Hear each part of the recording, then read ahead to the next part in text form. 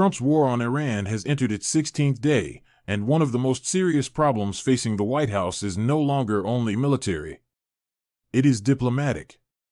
The United States is now trying to rally allied support for a conflict that many of its closest partners did not want, were not properly consulted on before it began, and still refuse to fully back.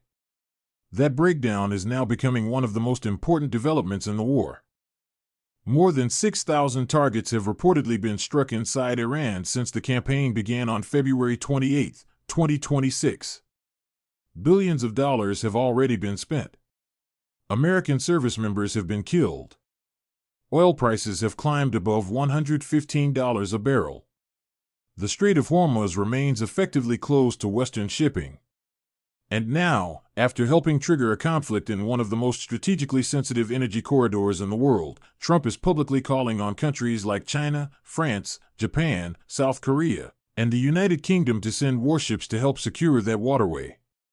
So far, none of those countries has made a firm commitment. That detail matters because it reveals something deeper than hesitation. It suggests that the coalition the White House expected to stand behind this war either never truly existed or has already begun to fall apart under the pressure of events. And the roots of that problem appear to go back to the opening of the war itself. According to reporting cited in the source material, the United States and Israel launched coordinated strikes on Iran without meaningfully consulting several of the allies they later expected to support the operation. One European official reportedly found out about the attack the same way the public did. If that account is accurate, then the diplomatic damage did not begin after the war started going badly. It began before the first major response was even underway. Allies were being asked to absorb the consequences of a conflict they had not been properly brought into at the planning stage. That is not a small breach in alliance management. Because when governments are excluded before a war begins and then asked to help contain the fallout afterward, the political equation changes immediately. Support no longer looks like solidarity. It starts to look like being pressured into cleaning up someone else's escalation. Spain's reaction made that clear almost immediately. Prime Minister Pedro Sánchez condemned the U.S.-Israeli strikes as an unjustified and dangerous military intervention outside the framework of international law. His government then moved to ensure that major joint military facilities on Spanish soil would not be used for offensive operations against Iran. That was a significant decision. Spain was not quietly expressing concern while allowing business as usual. It was drawing an operational line. Then the confrontation escalated further. Trump threatened Spain with trade consequences and suggested Washington could effectively move ahead regardless. But when White House officials later implied that Madrid had backed down and agreed to cooperate, Spain publicly rejected that claim. Foreign Minister José Manuel Alvarez flatly denied that anything had changed.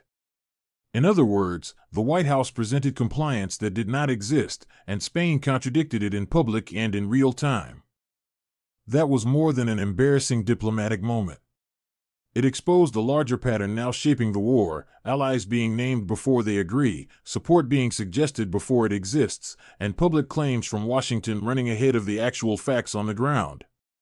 In a conflict that depends heavily on coalition credibility, that is a serious weakness. And Spain was not alone. The United Kingdom took a more cautious line than Spain, but still refused to fully follow Washington into offensive action. Prime Minister Keir Starmer had reportedly resisted early pressure to allow British bases to be used for direct offensive operations against Iran, with legal concerns playing a role in that hesitation. Britain later allowed activity tied to what it described as defensive operations, including intercepting Iranian threats, but it did not cross the same line as Washington. That distinction is crucial. The UK is involved in protecting itself and its immediate interests, but it has drawn a legal and political red line around becoming a full offensive partner in the war Trump launched. France has taken a similarly measured position. Paris has backed emergency diplomacy, stressed the importance of international law, and spoken about the possibility of a future maritime mission tied to Hormuz only when circumstances allow. That is not a blank check for the White House. It is a conditional posture built around de-escalation, not around signing on to the current campaign on Trump's terms. All of this points to the same conclusion. This war is not coalition-backed in the way the administration wants it to appear. It is, at best, partially tolerated by some allies, actively resisted by others, and viewed with rising discomfort across much of Europe. That matters for two reasons. First, alliances are not only about formal treaties or military interoperability. They are about political confidence. When key partners begin publicly drawing distance between their own position and Washington's, adversaries notice. Markets notice. Domestic audiences notice. The war begins to look less like a coordinated Western effort and more like a conflict the United States and Israel are increasingly carrying with limited external buy-in. Second, the refusal of allies to fully back the operation creates a practical problem. If Hormuz remains under threat, if energy markets remain unstable, and if Washington truly needs naval, logistical, or diplomatic reinforcement, then it is discovering in real time that many of the countries it is calling on do not see this as their war. That is why this story now sits at the center of global politics, international news, and widening geopolitical tensions. The most dangerous variable in this war may no longer be only what Iran does next. It may be whether the United States can still rely on the alliance architecture it assumed would follow its lead. In the next part, I'm going to break down why the Gulf states are keeping their distance, how Saudi Arabia and the UAE reacted behind the scenes, and why Trump's effort to pressure regional partners may now be weakening the very diplomatic structure he once claimed to have built. The countries with the most immediate exposure to this war are not in Europe. They are in the Gulf. And that is exactly why their reaction matters so much. For 16 days, Gulf governments have been watching drones, missiles, debris, shipping disruptions, and energy losses hit a region they depend on for stability. Hotels in Dubai have been affected. Saudi infrastructure has taken damage from falling or intercepted weapons. Qatar has faced disruption to liquefied natural gas operations. Bahrain has seen infrastructure hit. Kuwait has halted crude production. These are not symbolic consequences. They are direct economic and security costs being imposed on governments that, according to the reporting in your source material, were not eager for this war in the first place. That is the key point. Washington appears to have assumed that Gulf partners, because they oppose Iranian influence, would eventually fall in line behind a broader anti-Iran military campaign. But those governments calculate risk differently.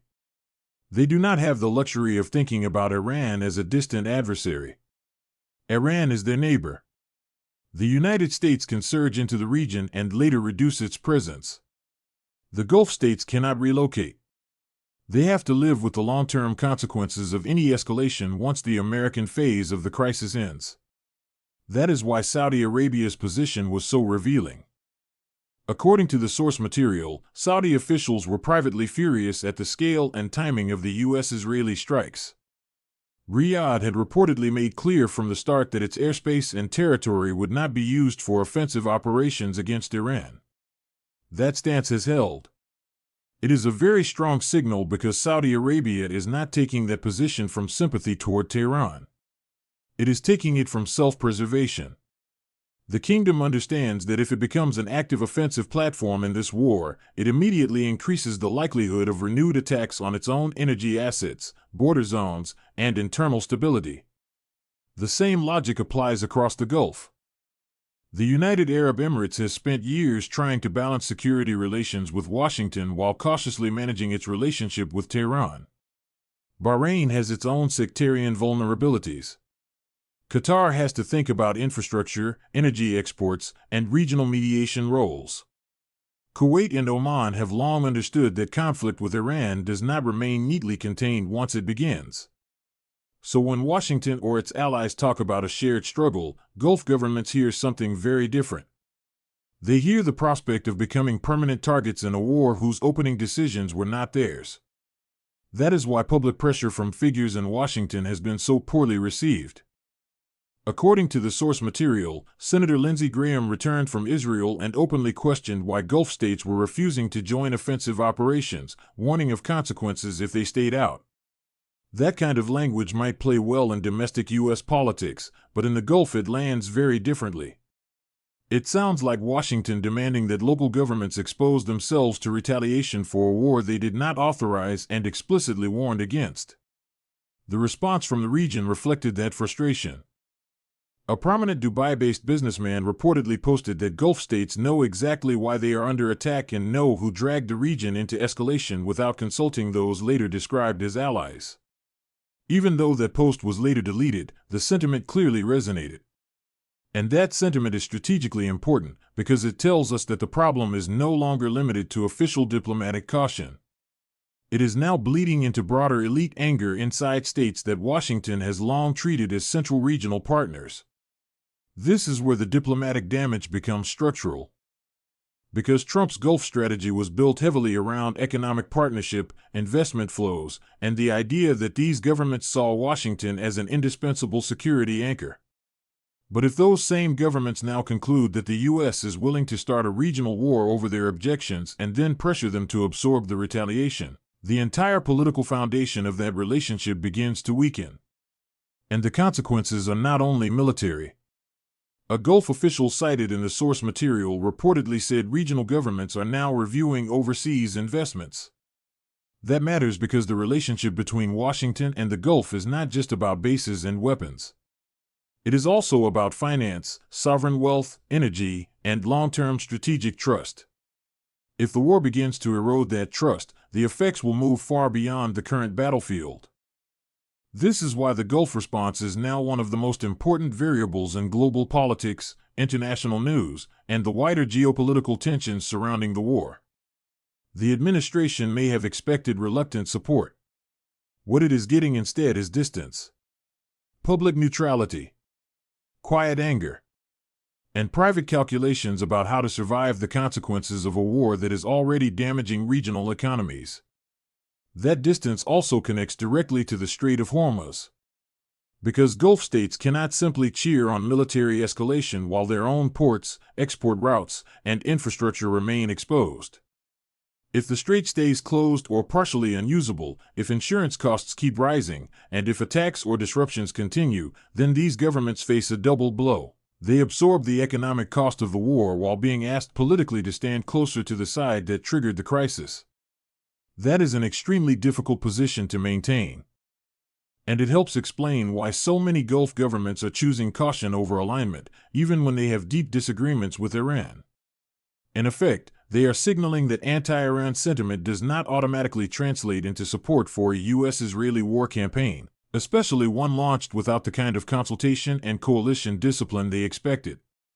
In the next part, I'll break down the Hormuz crisis itself, why Trump is now publicly asking multiple countries to send warships, and how the gap between White House claims and Allied realities is becoming the most visible sign that this war is no longer under clean strategic control. The Strait of Hormuz has now become the clearest symbol of how isolated the White House is in this war. That waterway normally carries about 1/5 of the world's oil supply.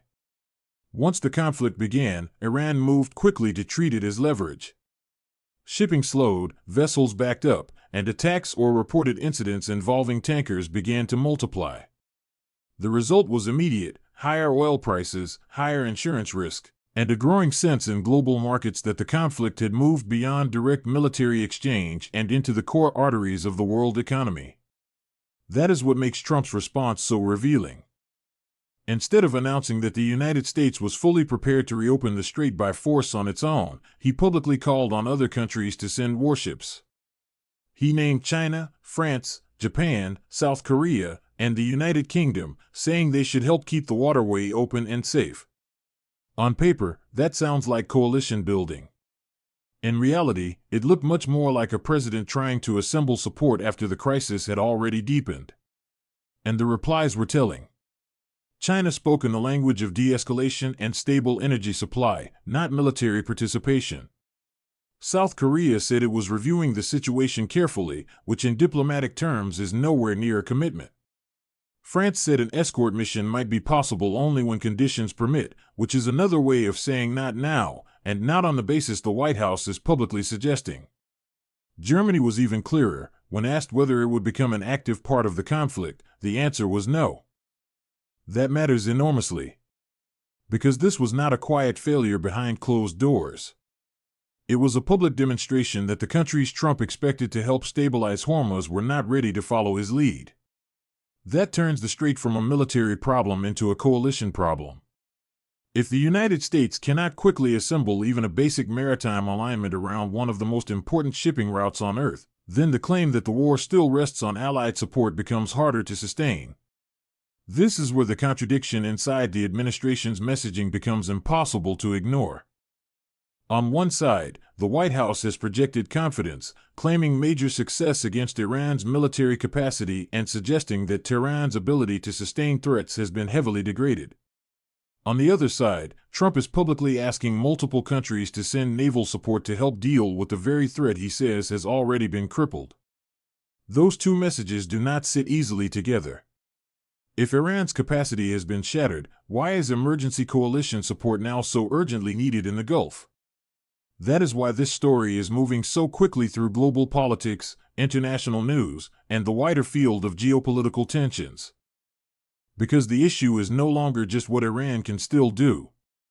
The issue is what the White House can no longer assume. It can no longer assume that allies will line up automatically. It can no longer assume that public statements create real commitments. And it can no longer assume that military escalation in the Gulf can be contained without broader diplomatic preparation. The White House has also run into a credibility problem of its own making. According to the source material, this is not the first time during the war that support or success has been described before it actually existed. Spain was presented as cooperating when it was not. Missile damage was declared nearly complete while Iranian launches continued. Allied backing has been spoken of in confident terms even as Allied governments carefully distance themselves. At some point, that stops looking like optimistic messaging and starts looking like a strategic pattern: declarations first, facts later. And in a war, that pattern is dangerous. Because alliances depend on trust and trust depends on accuracy. If partners believe Washington is overstating support, understating unresolved threats, or publicly naming governments before they have agreed to anything, they become more cautious, not less. That caution then feeds back into the war itself. Every hesitation from an ally increases the sense that the coalition is thinner than advertised, and every sign of that weakness encourages adversaries to test it further. That is exactly why the Hormuz issue is now so central. It is not just about shipping. It is about whether the U.S. can still turn diplomatic relationships into operational support under pressure. If it cannot, then the strait remains not only a choke point for oil, but a choke point for American strategy. And the economic stakes are immediate. More than 150 commercial vessels have reportedly been held outside the strait. Tankers have been hit, threatened, or forced to adjust course. Brent crude has climbed well above its pre-war level. American gasoline prices have risen. Emergency reserves have been tapped in one of the largest coordinated releases in years just to keep the market from panicking further. These are not future risks. They are current consequences. This is why the Hormuz crisis is not a footnote to the war. It is one of the war's most dangerous unresolved variables. Because as long as the strait remains effectively compromised, every day of conflict pushes new costs outward into fuel markets, shipping systems, and domestic politics. And if no serious coalition forms to deal with it, then Trump's public call for warships may be remembered less as a show of leadership and more as an admission that the support structure he expected was never really there.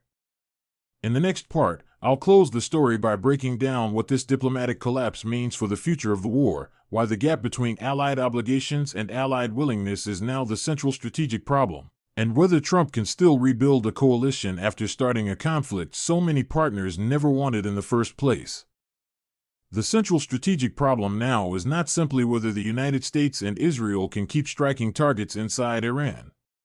It is whether this war can be sustained without the kind of Allied backing the White House clearly expected and has so far failed to secure. That distinction matters. Because military operations can continue for a time with limited partners. But wars of this scale, in this region, with this level of exposure to energy markets, shipping lanes, and regional escalation, become much harder to manage when the diplomatic base underneath them is weak. And right now, that base looks thinner by the day. Spain has refused offensive cooperation. Britain has drawn a legal line and limited its role. France is urging caution and conditioning any future maritime role on commerce circumstances. Germany has said no to becoming an active participant. Gulf governments are distancing themselves while absorbing the fallout. And the countries Trump named publicly as potential naval contributors have either declined, hedged, or avoided making any commitment at all. That is not a functioning coalition. It is a warning. It means the White House is confronting the limits of unilateral escalation in one of the most sensitive regions on Earth. It means partners may still honor narrow obligations, protect their own interests, and support defensive measures, but they are not willing to fully own a war they did not help design and did not want launched this way. That is why this is not just a diplomatic setback. It is a verdict on the opening strategy of the war. If allies are saying, in different forms, this is not our war, then the United States faces three immediate consequences. First, the political legitimacy of the campaign weakens internationally. Second, the operational burden on Washington and Israel grows heavier. Third, the cost of every next escalation rises because there are fewer governments willing to share responsibility for it. And that third point may be the most dangerous of all. Because as long as the Strait of Hormuz remains compromised, as long as oil prices stay elevated, and as long as Gulf partners refuse to become offensive participants, the war keeps feeding a cycle that becomes harder to break. The United States applies pressure militarily. Iran raises the price through regional disruption. Allies refuse to move closer. Markets react. Domestic costs rise. Washington then needs more support, but has fewer willing supporters to draw from. That is not just a bad diplomatic environment. It is a structurally unstable war environment. This is why the alliance question has now become one of the biggest stories in global politics, international news, and the wider field of geopolitical tensions surrounding the conflict. The issue is no longer only whether Iran can be weakened militarily. The issue is whether the United States can still organize international backing once the war begins generating costs that others never agreed to absorb. And that answer, at least for now, appears to be no. Even governments that still value their security relationship with Washington are making clear that there is a difference between alliance and obedience. They may share intelligence. They may defend themselves. They may honor treaty obligations in narrowly defined ways. But they are not automatically following Trump into a widening Gulf War simply because he says they should. That is a major shift in how American leadership is functioning under pressure. It also has long-term consequences. Wars end. But the memory of how they began, who was consulted, who was ignored, and who was later pressured into helping manage the fallout tends to last much longer. If European and Gulf partners conclude that the United States is now more likely to launch first and coordinate later, they will build that assumption into future decisions. More caution. More hedging. More attempts to keep distance from U.S.-driven escalation. Those shifts may be gradual, but once they begin, they are hard to reverse. That is where the deeper power shifts start taking shape. Not always in headlines, but in planning rooms, procurement choices, intelligence coordination, investment flows, and diplomatic habits. The more allies start treating Washington as a source of unpredictability rather than a source of stable leadership, the more the entire structure of American influence changes. So where does that leave this war now? 16 days in, the United States is still fighting with one formal military partner in Israel. Key European governments are resisting deeper involvement. Gulf states are trying to stay out while protecting themselves from the consequences. The Strait of Hormuz remains under severe strain. No meaningful multinational naval response has yet formed. And the White House is still making public requests for help that allies are declining to convert into actual commitments. That is the current reality. And it leads to the question now hanging over Washington: can Trump still rebuild this coalition, or has the damage already gone too far? Rebuilding it would require more than stronger language. It would require repairing trust with governments that feel blindsided, calming partners who believe the war was launched without proper consultation, and offering a strategic path forward that looks more credible than the one that brought the conflict to this point.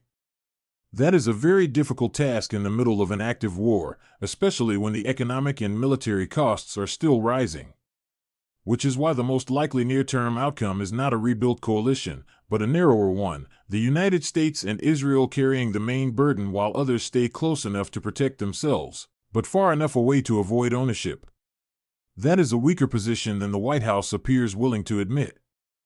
And it is why this diplomatic collapse may prove to be the most dangerous unresolved variable in the war.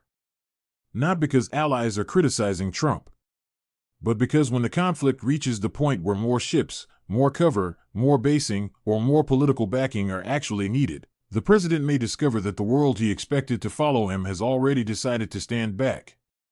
That is the real headline now. This war is no longer being judged only by strikes and targets. It is being judged by who still stands with it, who refuses to join it, and what that says about American power when crisis moves faster than diplomacy. And right now, the answer coming from Europe, the Gulf, and much of the wider alliance network is blunt. They were not consulted, they do not own this war, and they are not lining up behind it.